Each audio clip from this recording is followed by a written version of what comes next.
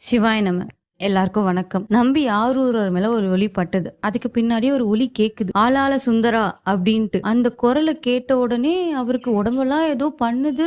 என்னமோ அவருக்குள்ள இன்னொருத்தர் புகுந்து அவருக்குள்ளேயே இன்னொரு உள்ள இருக்கிற மாதிரி, அதாவது தனக்கு ஒரு மறுபிறவி கிடைச்ச மாதிரி உணர்றாரு. இதெல்லாம் ஏன் நடக்குதுன்னு புரியாம அந்த குரல் கேட்ட அந்த திசையை நோக்கி வானத்தை பாக்குறாரு. அப்ப அவர் கண்ட காட்சியை பார்த்து மண்ணுல விழுந்து அழுது புரண்டு கையை கூப்பி வணங்குறாரு. அப்படி அவர் என்ன காட்சியை பார்த்தாரு தெரியுமா?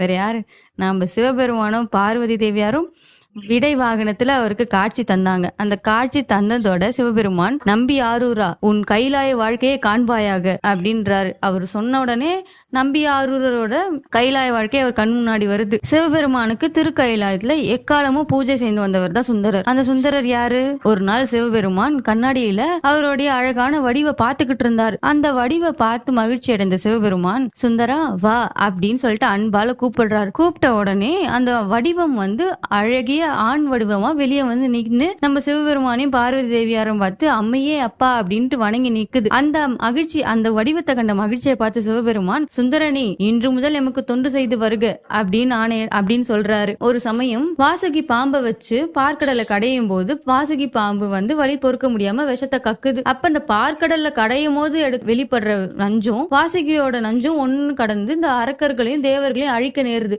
அப்ப தேவர்கள் பயந்துட்டு சிவபெருமான் கிட்ட தஞ்சம் அடைறாங்க, எங்களை காப்பாத்துங்க அப்படின்னு சொல்லிட்டு சிவபெருமான் உடனே, சுந்தரா போய் அந்த ஆளால நஞ்ச கொண்டு வா அப்படின்றாரு. சுந்தரரும் உடனே நமசிவாய நமசிவாயன்னு சொல்லிட்டு பஞ்சாட்சர மஞ்சத்தை சொல்லிட்டு ஏதோ பஞ்சு முட்டையை சுருட்டி கொண்டு வர மாதிரி தூக்கிட்டு சிவபெருமான் கொடுத்துட்டாரு. அன்னில இருந்து சுந்தரருக்கு ஆளால சுந்தரர் அப்படின்ட்டு பேர் வந்தது. இத்தகைய சிறப்பு பெற்ற சுந்தரர் நம்ம சிவபெருமானுக்கு முக்காலமும் பூஜை பண்ணிட்டு வந்தாரு. அப்போ கைலாயத்திலேயே ஒரு நந்தவனம் வச்சு அந்த நந்தவனத்துல தினமும் பூக்கிற பூக்களை எடுத்துட்டு வந்துட்டு முக்காலமும் சிவபெருமானுக்கு பூஜை செஞ்சுட்டு வந்துருவதா சுந்தரர். இப்படி ஒரு நாள் பூஜைக்கு நந்தவனத்துல இருந்து பூவை கொண்டு வரும் பொழுது பார்வதி தேவியாருக்குமே 2 பணிப்பெண்கள் இருக்காங்க, கமலினி அனிநிதி அப்படின்ட்டு. அந்த பெண்கள் நந்தவனத்துல பூ பறிச்சுக்கிட்டு இருக்காங்க. அப்ப சுந்தரர் வழியில வரும்போது, அவங்க எதிரில வரும்போது சுந்தரர் அந்த 2 பெண்களை பாக்குறாரு. அந்த 2 பெண்களும் சுந்தரரை பாக்குறாங்க. இப்படி 3 பேருமே பார்த்துட்டு இருக்காங்க. அவங்களே மறந்து எல்லாரும் பார்த்துக்கிட்டு இருக்காங்க.